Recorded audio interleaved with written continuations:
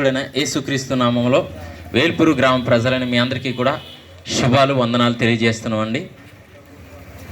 ప్రభు అయిన దేవుని యొక్క లేఖనంలో ఒక మాట ఉంది. ఆ మాట ఏంటంటే, క్రీస్తు యేసునకు కలిగినటువంటి ఈ మనసు మీరును కలిగి ఉండడని దేవుని లేఖనంలో వ్రాయబడి ఉందన్నమాట అండి. ఏంటి ఆ మనసు అంటే, ప్రభు అయిన దేవుడు ప్రతి ఒక్క మానవుని కొరకు తన యొక్క ప్రాణాన్ని పెట్టి ప్రతి మానవుని యొక్క పాపాన్ని విమోచన కొరకు తన రక్తాన్ని క్రయధనంగా పెట్టడం కోసం అని చెప్పి ఈ లోకంలో సర్వాధిపతి సర్వశక్తుడైనటువంటి దేవుడు క్రీస్తు యేసు అనే నరుడిగా ఈ లోకంలోకి వచ్చిన దినంలో ఈయన ప్రతి ఒక్కరికి కూడా ఈయన మనసు ఎలా ఉందంటే, ప్రతి ఒక్కరికి కూడా మేలు చేస్తూ సంచరిస్తూ ఉండేవారు అన్నమాట అండి.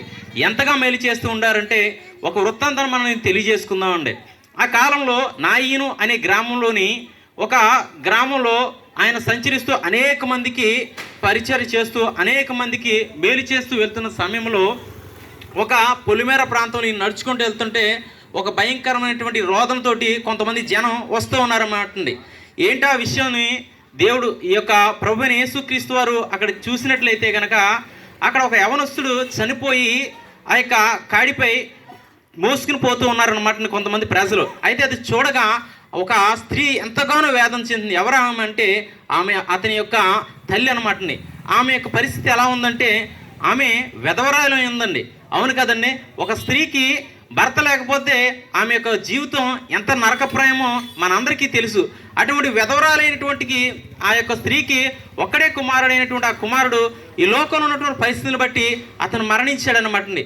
అవునండి, ఈ లోకంలో అనేక మంది యవనస్తులేంటి, అనేక మంది ప్రజలేంటి కానీ ఈ లోకంలో ఉన్నటువంటి పాపమునకు బానిసలై ఆ యొక్క మరణశయ్యపై వారు వెళ్ళడానికి ఆస్కారం అవుతుందన్నమాట అండి. ఎందుకంటే ప్రతి ఒక్కరూ కూడా ఈ లోకంలో మనం చూసినట్లయితే ఈ యొక్క కొన్ని ప్రదేశాల్లో చూసినట్లయితే ఎక్కడ చూసినా సరే శ్రద్ధాంజలిని రాయబడి ఉంటుంది. ఎవరైనా చూస్తే ఒకప్పుడైతే 70-80 సంవత్సరాలు దాటిన ముసలి వాళ్ళు ఉండే, ఇప్పుడైతే యవనస్తులు మనం చూస్తున్నాం. ఎందుకు ఈ పరిస్థితి అంటే, ఈ లోకంలో ఉన్నటువంటి పాపము శాపం వారిని ఆ స్థితిలోకి మార్చేస్తుంది అనమాట అండి. ఆమె ఎంతగానో రోదన చెందుతుంది. అసలే భర్త లేడు, ఆపై ఉన్న ఒక్కగానొక్క కుమారుడు చనిపోయి మరణశయ్యపై మోసుకుని పోతుంటే ఆమె దుఃఖాన్ని మనం గ్రహించగలమండి, ఎంతగా దుఃఖిస్తుంది అనేది. అప్పుడు ప్రభు అయిన దేవుడు ఒక్కసారిగా ఆ యొక్క కాడిని ముట్టగానే వారు అక్కడ దింపినట్లుగా అక్కడ తెలియజేస్తున్నాను. దింపినప్పుడు ఆ ప్రభు అయిన యేసుక్రీస్తు వారు అతన్ని ముట్టగానే అతనికి ప్రాణం లేచి అతడు తిరిగి సజీవుడు అయ్యాడు అనమాట అండి. అదేవిధంగా ఈ లోకంలో ఉన్నటువంటి ప్రతి ఒక్కరూ కూడా పాపమైనటువంటి కాడిపై ప్రతి ఒక్కరూ కొనసాగుతున్నారు అనమాట అండి. ఈ కాడి ఎక్కడి వరకు పోతుందంటే నరకంలోకి పోతూ ఉందన్నమాట అండి. ప్రతి ఒక్క మానవుడు కూడా నరకానికి ముందుగా ఉన్నాడన్నమాట అండి. ఎందుకు ఈ యొక్క మానవుడు నరకానికి పోతున్నాడంటే, ఆజ్ఞ అతిక్రమము పాపము అని వ్రాయబడి ఉంది. మొదటి మానవుడు అయినటువంటి ఆదాము దేవుని యొక్క ఆజ్ఞను అతిక్రమించినప్పుడు ఈ లోకంలోకి పాపము మరణము సంప్రాప్తమైందన్నమాట అండి. ఈ మరణం ఏ విధంగా ఉందంటే, ఒకటి ఈ లోకంలో భౌతికంగా మరణిస్తాం, ఆ తర్వాత వారికి ఉన్నటువంటి క్రియలను బట్టి, వారు చేసినటువంటి పాపములను బట్టి, వారు చేసినటువంటి అతిక్రమములను బట్టి నిత్య నరకమైనటువంటి శాశ్వతమైన మరణంలోకి మానవులు వెళ్ళిపోతున్నారు అనమాట అండి.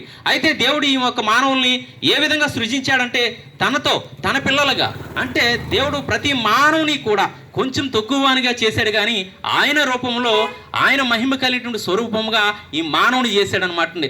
అయితే ఈ మానవుడు దేవుని యొక్క ఆజ్ఞను అతిక్రమించి దేవుని యొక్క స్వరూపాన్ని కోల్పోయి ఈ రోజున మానవుని మనం చూసినట్లయితే నువ్వు మృగానుగురా, లేకపోతే కనుక నువ్వు పలానా ఓడు అంటున్నాం కానీ ఏ ఒక్కరిని కూడా మనిషిని కానీ పలానా ఓడని కానీ అనడానికి లేని పరిస్థితి అనమాట. ఎందుకంటే మానవ యొక్క పాపం మనిషిని అంతగా దిగజార్చేస్తుంది అనమాట అండి. అటువంటి పాపం నుంచి విడుదల పొందాలంటే దేని వలన కలగదనమాట అండి. కాబట్టి లేఖనం తెలియజేస్తుంది ఏంటంటే, ప్రతి మానవుడు కూడా పాపం చేసి దేవుడు అనుగ్రహించే మహిమను పొందలేకపోతున్నాడండి. ఆ మహిమను పొంది ఆ నిత్య నరకాగ్నిని దాటి నిత్య దేవుడైనటువంటి సర్వ సృష్టికి అధిపతిమైనటువంటి ఆ దేవునితో తన కుమారులుగా తన కుమార్తెలుగా ఉండాలంటే పవిత్రమైనటువంటి రక్తం ద్వారా ఆ విమోచన జరగాలి. ఆ విమోచన కొరకు చూసినట్లయితే కనుక ఏ ఒక్క మానవుడు కూడా నీతిమంతుడిగా లేడంటండి. కాబట్టి ఆ దేవుడే ఈ లోకంలో సశరీరుడిగా నీతిమంతుడిగా మానవునిగా జన్మించి అనేక చోట్ల సువార్తను ప్రకటించాడు. ఏంటి ఆ సువార్త అంటే, ఆయన మన కొరకు ప్రాణం పెట్టి రక్తమును కాచి మరణించి తిరిగి లేచి నేను వస్తానని మాట ఇచ్చాడని నమ్మి ఆయన యందు విశ్వాసం ఉంచగలిగితే కనుక మనందరం కూడా రక్షించబడి ఆ పాపం అనే కాడి నుంచి దింపబడి నిత్య నరకమైనటువంటి నిత్య మరణంలోంచి తప్పించబడి నిత్య రాజ్యమైనటువంటి దేవుని సన్నిధిలో తన పిల్లలుగా, తన యొక్క కుమారులుగా, తన కుమార్తెలుగా ఉండగలుగుతాం. అలా ఉండగలగాలంటే గల కారణం ఏంటంటే ప్రభుని యేసుక్రీస్తు ఆయన దేవునిగా, ఆయన రక్షకునిగా, మన పాపముల కొరకు విమోచించే విమోచకుడిగా మన విశ్వాసం ఉంచితే గనక ఆ నిత్య రాజ్యంలో మనం చేరగలుగుతాం. అట్టి కృప మనందరూ పొందుకోవడానికి దేవుడు తన యొక్క దేహాన్ని అర్పించి తన ప్రాణాన్ని మన కొరకు అనుగ్రహించారు. అంతేకాకుండా తన రక్తాన్ని మన కొరకు పాప విమోచనగా ఆయన మన కొరకు విమోచించారు. అటు విమోచన వైపుపై మన దృష్టి ఉంచుదాం. అటు కృప దేవుడు మనందరికీ దయచేయను గాక. ప్రార్థన. కృపగలిగిన దేవా, దయగలిగిన తండ్రి, నీకు వందనాలు. స్తుతులకు పాత్రుడా, స్తోత్రార్హుడా, నీకు వందనాలు. నిజమే తండ్రి నాయన, చెప్పబడిన మాటలను బట్టి మరణించిన వారిని సైతం, మరణశయ్యపై ఉన్న వారిని సైతం నువ్వు లేవనెత్తేవాడవు ప్రభువా. అయ్యా, మా కుటుంబాలకు శాంతిని అనుగ్రహించేవాడవు నాయన, నీకు వందనాలు నాయన. అయ్యా, నీ రక్తాన్ని మా కొరకే ఇదిగో తని సిలువలో బరియాగమయ్యావు తండ్రి, నీకు వందనాలు ప్రభువా. ఈ మాటలు ఎంతవరకు అయితే వినబడుతున్నాయి వారందరినీ మీరు రక్షించండి నాయన. నీ రక్తంలో వారందరినీ కడిగి నీ రక్షణ వారికి దయచేయమని, కృప చూపించమని నజరేయుడైన యేసుక్రీస్తు ఉన్నతమైన నామం పేరట అడిగి వేడుకొనిచున్నాం తండ్రి. ఆమేన్.